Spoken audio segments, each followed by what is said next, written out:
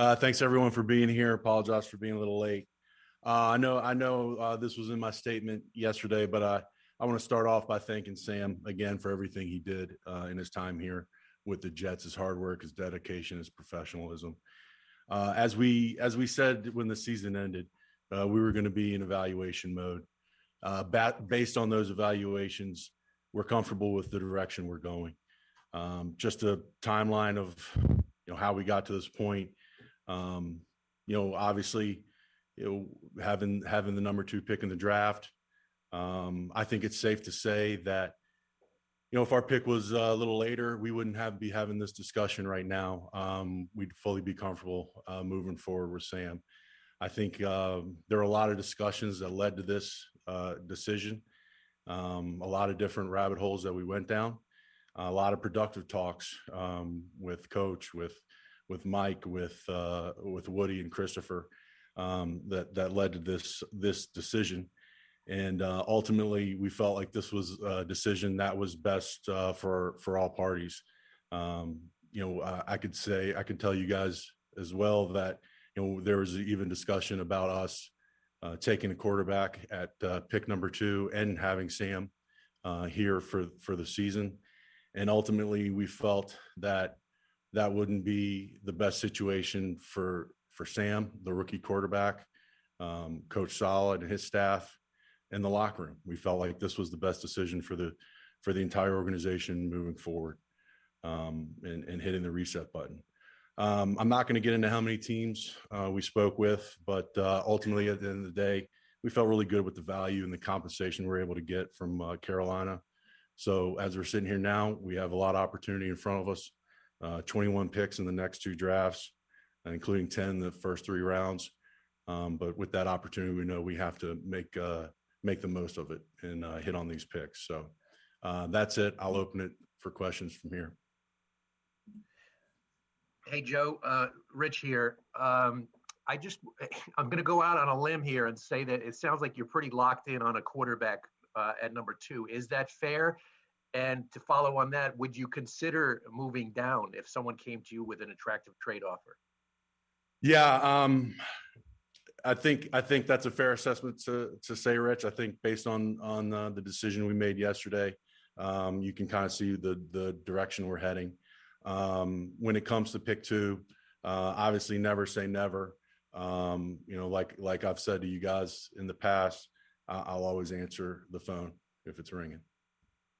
Joe, I was wondering, you obviously have kind of taken pretty strong control of this team. I mean, you played a big role in hiring the head coach. You now are going to have your hand-picked quarterback under center. You're going to have your players you've signed, your players you've drafted. Do you feel any additional pressure to get this right because your fingerprints are kind of all over this team now?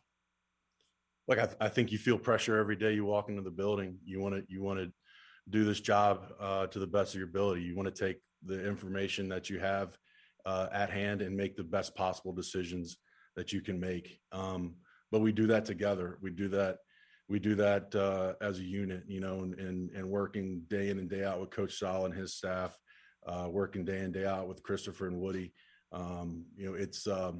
There's been great conversations over the last few weeks and months leading up to this point. Joe, you said that you let us know that you're locked in on a quarterback. I know you're not going to tell us which quarterback, but have you decided on which quarterback that is, or are you still evaluating who you're going to take? Yeah, I think as we sit here now, and I'll get with you guys again on draft. We'll have another availability leading up to the draft. But look, we still have our process that needs to be worked through. Next week, we're getting together with our scouts and the coaches. We're going through draft meetings. We're going through every player. So there's certainly some meat left on the bone when it comes to our draft process. Hey, Joe, it's Kim Jones from NFL Network. What did you learn from what did not work for Sam and around Sam that has to work with your next young quarterback? Yeah, Kim, I think when you're coming off a 2-14 season, there's not a lot of things that did work. I think moving forward, I think we didn't really talk about in the opening statement just the initial few weeks of free agency. there's a lot of people fired up in this building about not only the talent that we brought into the building and in the locker room, but the caliber of character that we signed and brought into this locker room. So, we talk about those acquisitions, and then, like I mentioned earlier, these assets that we have through the draft. And so it's incumbent on us to get these decisions right, whether it's turning the card in, turning the pick in, or trading for a proven commodity. We have to surround our next quarterback with as much talent as possible.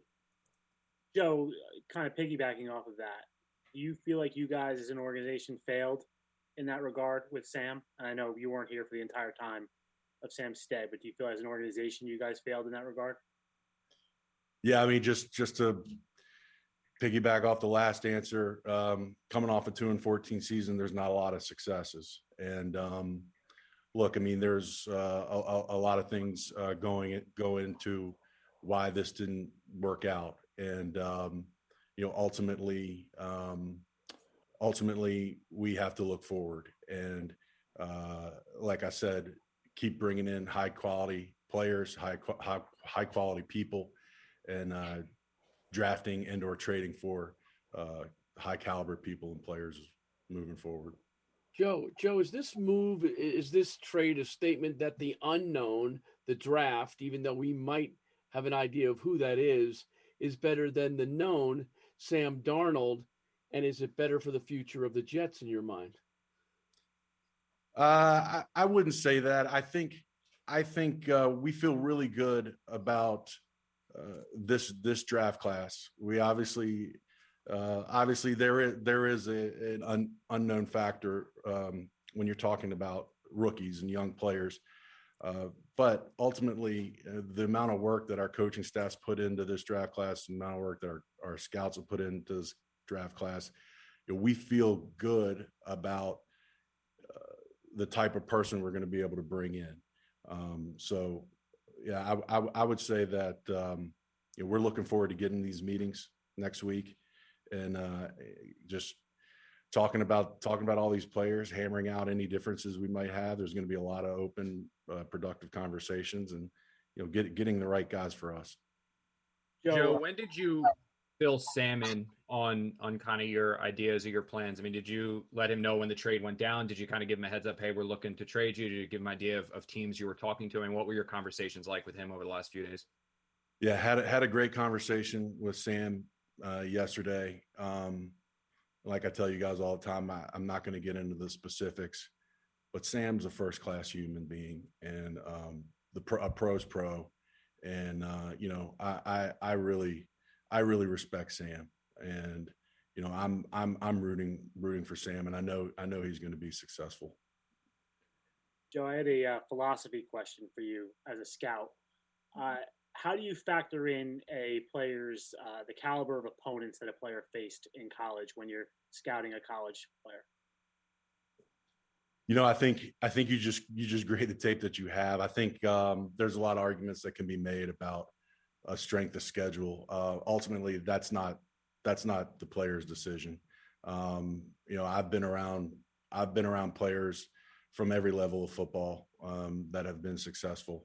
So, unfortunately, we only had one All-Star game. One of the coolest things for me every year is to see small school players line up against big school players at either the East-West game or the Senior Bowl or the NFLPA All-Star game, and see them compete day in and day out against a Wisconsin Whitewater player competing against a player from University of Alabama. Those are great opportunities, and you love to see how guys react. So unfortunately, there was only one All-Star game to see that this year.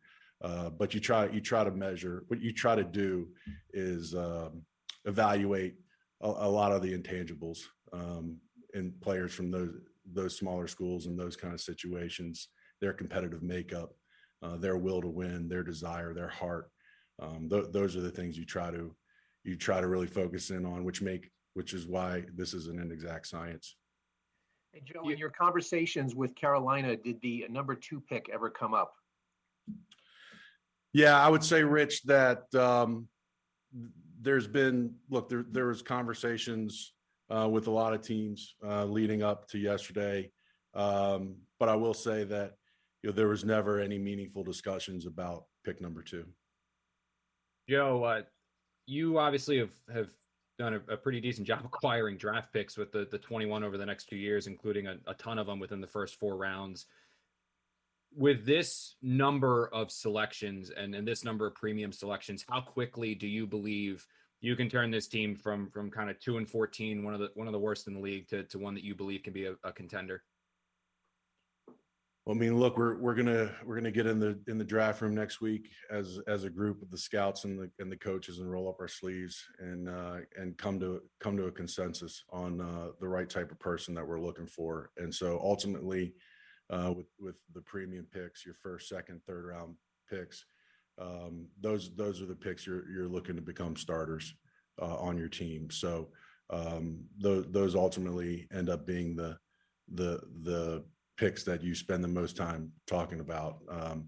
But also, the mid and late round picks, there's so much value in those too, as we've seen through the years, how many fantastic players have come from 5th, 6th, 7th rounds. So look, like I said earlier, we do have a lot of assets as we sit here now, but we have to make the most of this opportunity.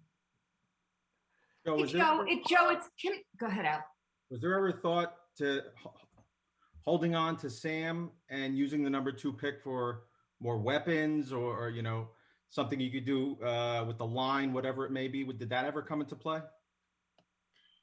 Yeah, we went through just about every scenario you could possibly discuss.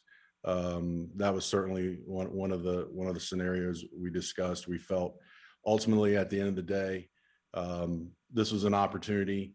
We feel really good about the draft class as a whole, and the quarterback class specifically, that this was an opportunity to hit the reset button financially, so to speak.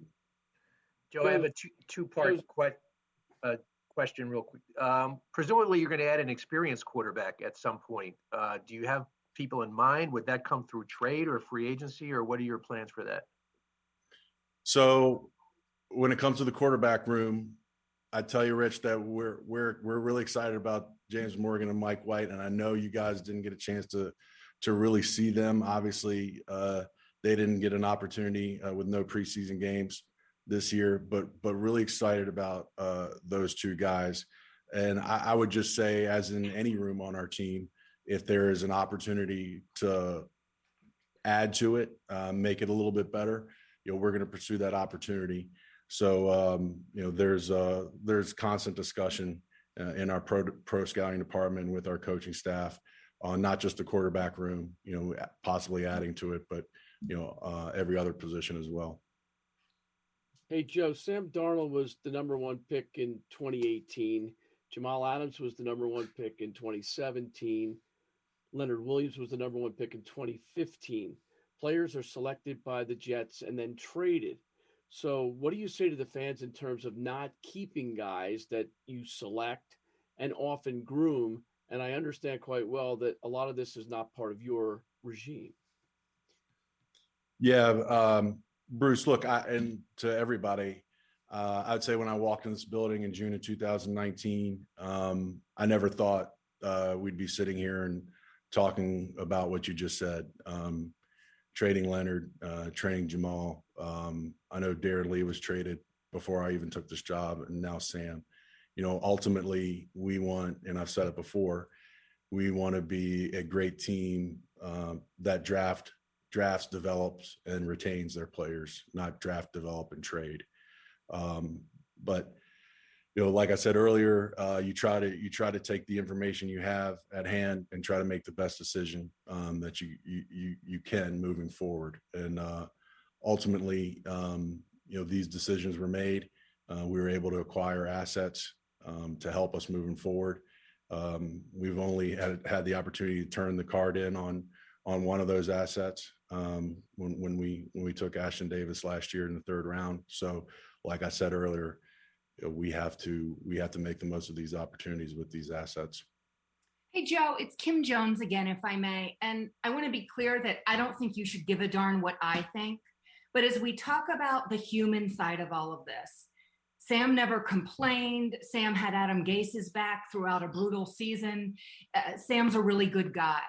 And I just wonder, in your heart, does it bother you or does it affect you at all that you had to trade away to do what's best for the franchise a really good young player who likely hasn't met his peak in football and as a person is about as solid as it gets? Yeah, Kim, Sam's a stud. Sam's one of my most favorite people on the team, just from a personality, work ethic, toughness standpoint. And when you make decisions like this, obviously there's a human element to it, and you hate losing good people. But ultimately, like I said, I do feel Sam's best football is in front of him, and feel good about his landing spot too. No different than you felt good about Avery Williamson's landing spot and Steve McClendon's landing spot. These were good situations for them. Ultimately, we want to be the team that becomes a good landing spot. Okay, we want to be that team, and so that's what we're working towards. So sort of along those same lines, this decision, the decision at quarterback, has been dissected and discussed by all of us in the media for the last 3 or 4 months, and really hammered through. For you, the guy who, ultimately this is your decision in concert with other people in the organization, how difficult was this? And just, how much wrestling did you do with this over the past 4 months? Like I said, a lot of good, productive discussions led up to this decision, and there's back and forth, and ultimately, everyone was on the same page about how this can help our team moving forward, but certainly not an easy decision. We'll take a couple more questions, a couple more for Joe. What did you think of Steve Young's comments on the radio? Apparently, he did some detective work and spoke to some members of the coaching staff, and he said the Jets are, quote, committed to Zach Wilson. Steve's plugged into BYU pretty well. I know it was good being out there at the pro day, and just had an opportunity to speak to his representatives, say hello to a couple members of his family quickly, and BYU put on a great pro day for the entire NFL, first class organization, and it was a good day out there. Like I said, we're excited about this class, and we're excited about this quarterback class. So we still have a lot of our process left in these 3+ weeks leading up to the draft, and a lot of productive conversations in the future coming up. And are you recruiting his family, like he said? No, like I said, I had a brief conversation with his agent and his father at the pro day. It was a good conversation. It was good to say hello to them. Any more questions for Joe? Joe, quick question for you. You've touched on this. Fans have said, why not give Sam another year in this new system under Coach Sala? And you touched on this. Ultimately, what was it about, a fresh start or resetting the financial button? Yeah, I think ultimately, like I said earlier, if we were picking later, if we were picking 12, 13, 14, we wouldn't be having this conversation. I think the unique nature of where we are in the draft, picking number 2 overall, and ultimately we just decided that taking a quarterback at number 2 and keeping Sam would not be the best decision for the entire organization. The two quarterbacks, the coach and the coaching staff, and the locker room. So after a lot of discussion, that was the decision that was made. So it sounds like you guys. Go, Jennifer. You can finish, Jennifer. Oh, so Joe, it sounds like you're leaning towards taking a quarterback with that number 2 overall pick. I would say that's a fair assessment.